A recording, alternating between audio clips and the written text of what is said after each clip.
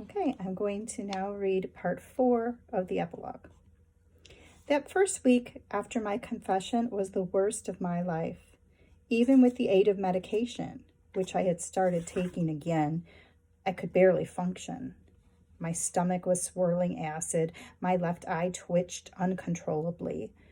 That Friday, I went to the nurse and missed half my classes. I once saw a documentary about a shipwrecked man who survived out on the open sea for 16 days. After they saved him, it was a long and deliberate process to return him to good health before he could resume normal life. I too had survived a wreck, albeit a self-inflicted one. In my case, though, I was thrown right back into society. I left school for the weekend with everything and returned the following week with nothing. I was confused. I literally couldn't perceive what was reality and what was fantasy. I'd hear someone talking only to find there was no one else in the room. I attached a story to every stare I received. One time I did a homework assignment twice because I had forgotten I'd done it the first time. I began to question whether I ever fell from that oak tree and broke my arm. I'd crawl under my bed in the middle of the night just to confirm that my cast was not imagined. Unlike the man from the documentary, I received no help or sympathy because no one knew what I was going through. And anyway, did I deserve anyone's sympathy? My mom and Dr. Sherman were the only ones in my life who had even the slightest clue, and neither of them was aware of the full extent of what had happened. The details were known only to me, and as time went on, those details began to haunt me daily. I had to stay off social media. People kept grilling me about why I wasn't with the Connor Project anymore, and they continued to say nasty things about the Murphys and Zoe. My grades slipped. My attendance became unpredictable. I missed school after breaking into hives, and again for an unexplained fever, and again for shingles, which I'm told is a disease that typically only old people get. I went from a homebody to a practical agoraphobe. It was all because the Murphys were taking their time revealing my secret. I waited and waited, wondering how and when it would happen. I waited for my name to be announced over the loudspeaker, to be confronted by another student, to receive a letter in the mail informing me that I was being sued, for an email from a stranger, for the police to arrive at my house. Every sound made me flinch. Ringing phone, school bell, door knock, car horn, voices. I waited to be punished like I knew I deserved. At times, I'd bury my head in my hands and plead for it to be over already. It was the same feeling I'd had when I was waiting to see what Connor would do with my letter, except this was infinitely worse. The stakes were so much greater. I wanted so badly to reach out to Cynthia and Larry.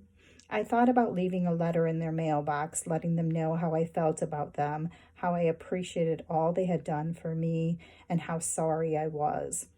I wanted them to know how much I missed them, but I decided not to. When it comes to the Murphys, what I want doesn't matter. By Thanksgiving, the truth still wasn't out. My mom and I drove upstate to spend the holiday with her parents and her sister's family. When my grandmother opened the door, she was wearing a Connor Project t-shirt. She had just received it in the mail as a reward for her donation to our campaign. Later, while saying grace, my grandfather singled me out. I'm thankful to have a grandson who understands humility and service and who gives me hope for humanity's future.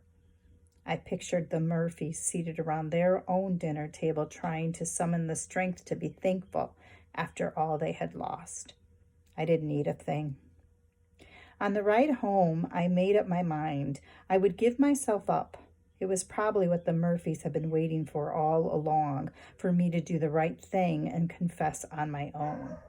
But when we got home, my mom opened the mail, and I caught a glimpse of a small card left out on the table. Inside it read, "Thank you for the flowers and your letter. Your words meant a lot. Happy Thanksgiving. Cynthia." "What is this?" I asked. My mom shrugged, and not because she was clueless. I didn't like how things left off with us, and knowing all she's been through, I thought it would be nice to reach out. Mom, what exactly did you say to her? Nothing. I just said hello. I'm thinking about you. Thanks for everything. And what? Honey, come on. I know you've made some mistakes, but you're not a bad person. You have no idea how many mistakes I've made. Of course I don't. No parent knows what their kid is really up to. Ask Cynthia. None of us are saints. We're all just doing the best we can. My mom's words bounced around my head all night. I took Cynthia's thank you note up to my bedroom and read it several more times. Maybe Mrs. Murphy didn't want the truth to be known. Maybe those fake emails were just as shameful to her as they were to me.